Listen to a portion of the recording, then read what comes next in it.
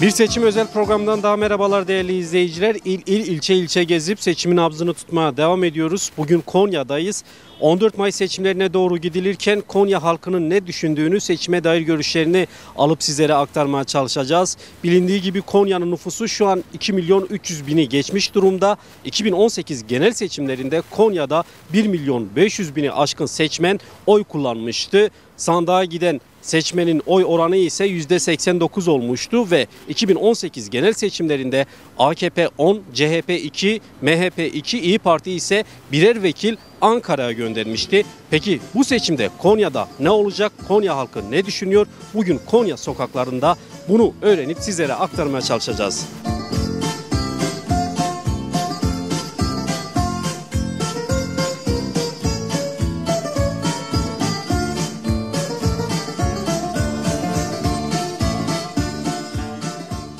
...14 Mayıs genel seçimlerinde hangi partiye oy vermeyi düşünüyorsunuz? Bir oy Yeşil Sol'a, bir oy Kemal'e. Neden peki? Taşı Orkut. Neden peki? Ya şimdi Kemal açısından iktidar değişikliği gerekiyor artık. Bir değişiklik şart. Kim olursa olsun değişmesini istiyoruz. Yeşil Sol'da bağlı olduğumuz hareketin partisi, öyle diyelim. Peki bu bir genç olarak bu seçimden beklentin ne? Valla beklentim tabii ki değişim, yenilik. Artık yeni düzenin adaleti, hukuku, demokrasi, barış. Öyle bir talebimiz var yani bu ülkeden artık. 14 Mayıs genel seçimlerinde hangi partiye oy vermeyi düşünüyorsunuz? HDP abi. Neden HDP? HDP abi. Bu arada HDP diyorsunuz. HDP Yeşil Sol'la girecek. Yeşil Parti abi. Peki neden? İzzet devamlı açıkla. Aç. Neden? Nedeni yok abi. Bir Konyalı bir genç olarak bu seçimden beklentin ne? Neden Yeşil Sol diyorsun?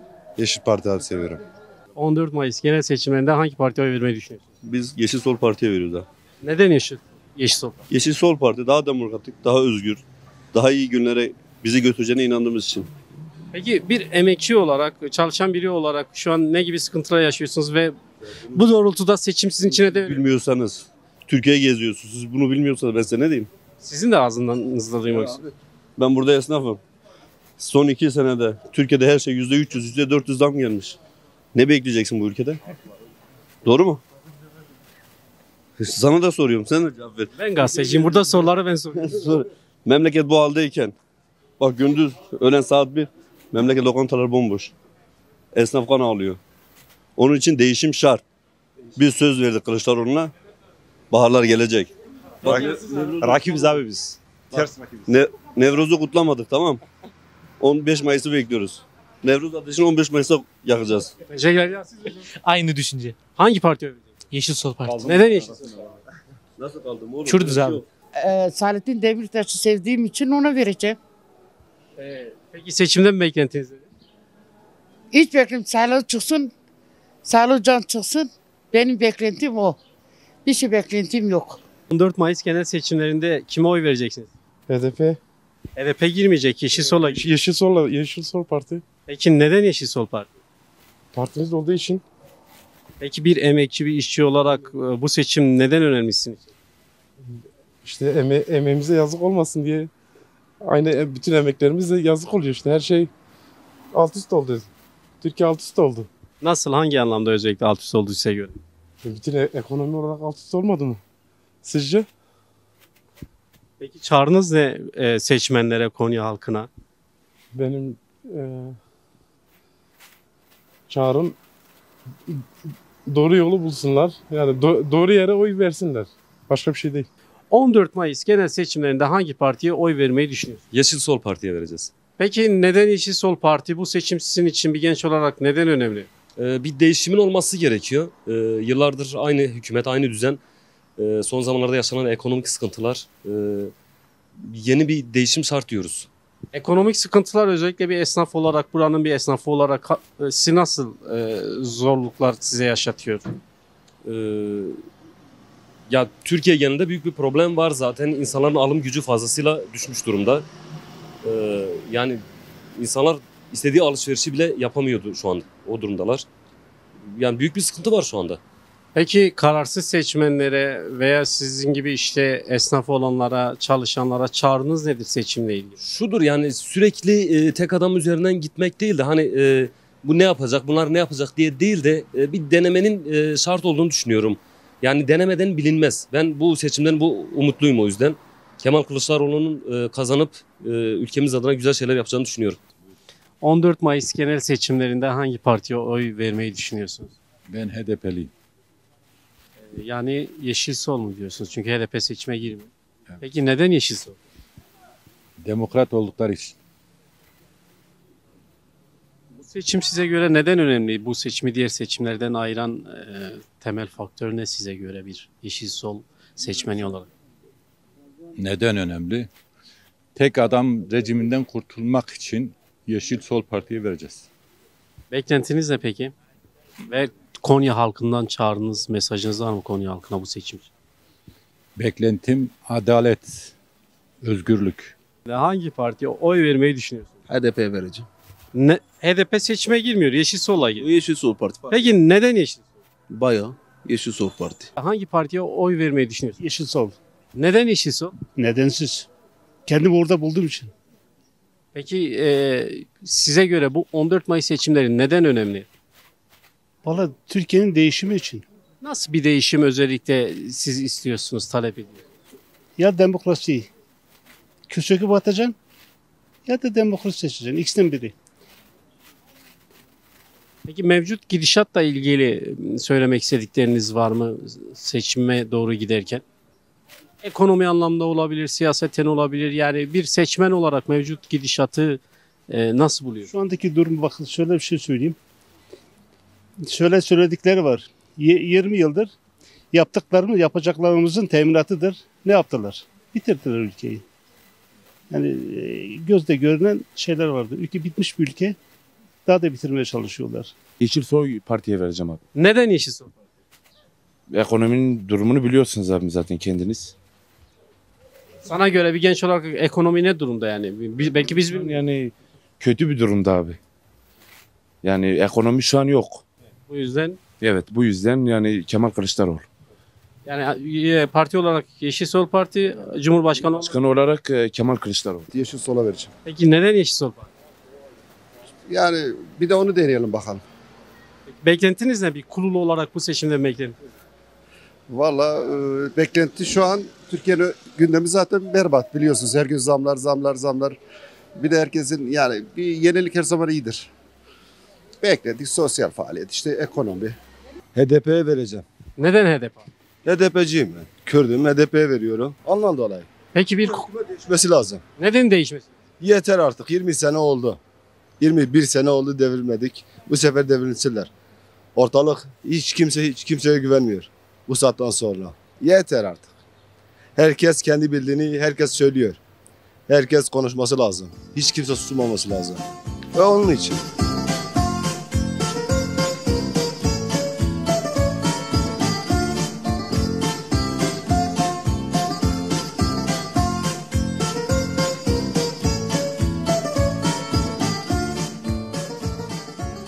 ...14 Mayıs genel seçimlerinde hangi partiye oy vermeyi düşünüyorsunuz? Abi biz tabii ki de HDP'ciyiz ya. Neden HDP?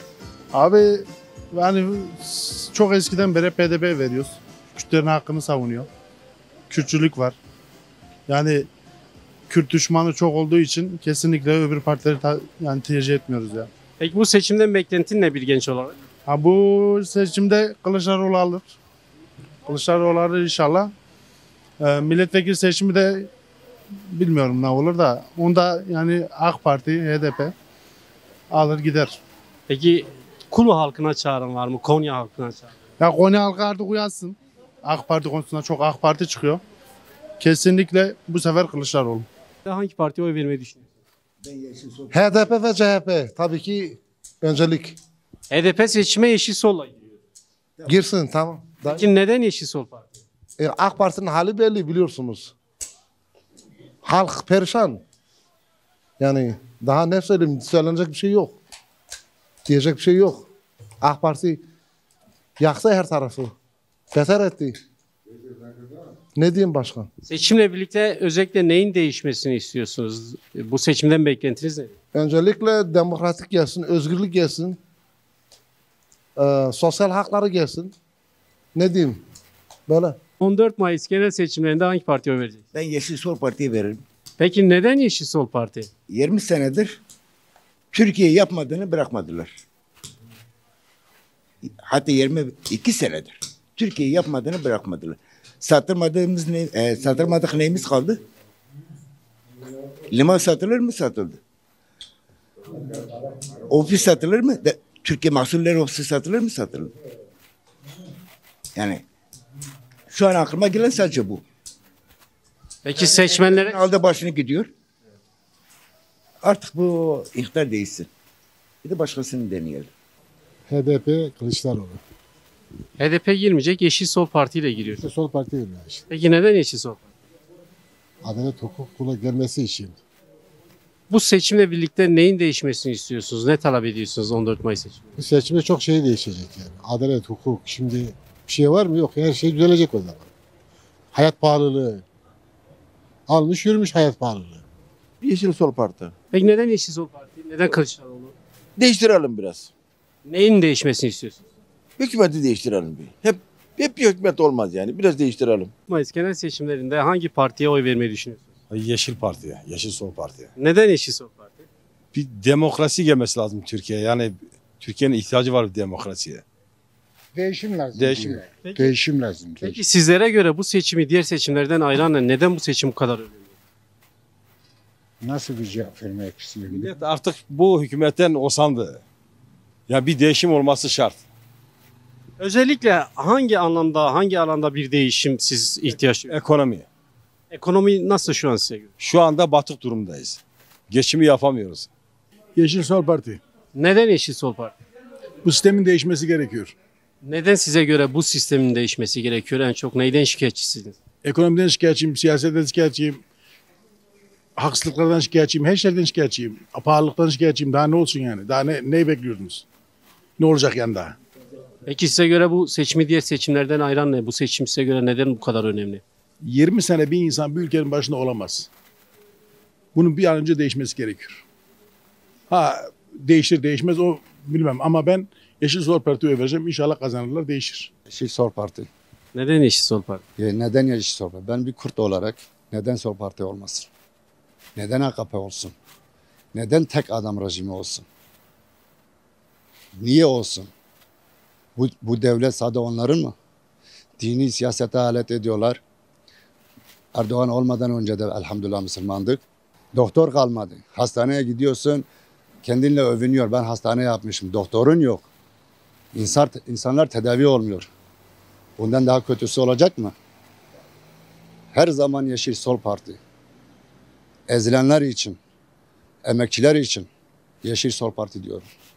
Peki size göre bu seçimi diğer seçimlerden ayıran nedir? Neden önemli bu denli? Neden önemli? Irkçılık, ekonomi, zulüm. Bugün hapishanelere bakın. Bizden başka kimse var mı?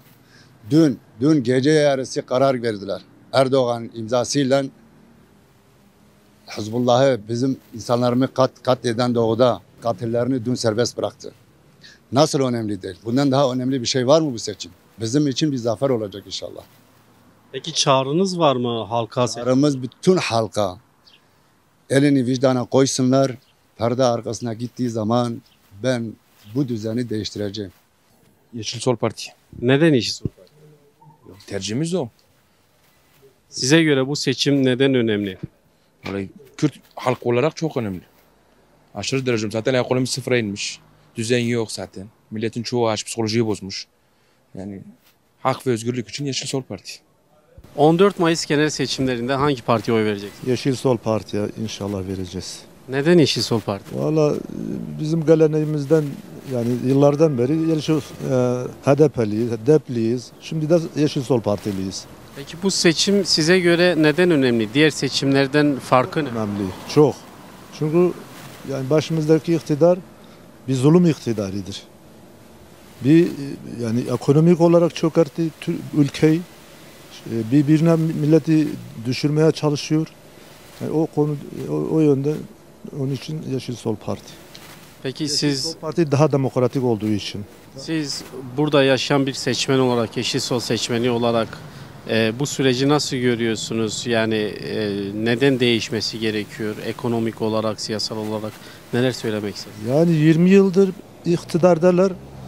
herhangi bir Türkiye gittikçe geriye gitti. Ekonomik olarak, siyasi olarak her konuda geriye gitti. Şimdi inşallah bunu değiştirme zamanı gelmiştir. Peki seçmenlere çağrınız var mı? Söylemek istediğiniz bir mesaj var mı? Valla seçmenlere de bunu söylüyoruz yani. Yeşil Sol Parti'ye yani bu hükümet değişsin yani Türkiye açısından değişmesi gerekiyor artık. Artık değişmesi lazım. İktidarın değişmesi lazım yeter. Ben 5 yaşındayken bu iktidara gelmişler. Yarınlarımız yok bizim. Düğün yapmak istiyoruz yapamıyoruz korkuyoruz yani. Yani ekonomiye dikkat. Tabii ki ekonomiden dolayı. Yani gerçekten zor şu an. Bir genç olarak özellikle bu seçimle birlikte neyin değişmesini istiyorsun?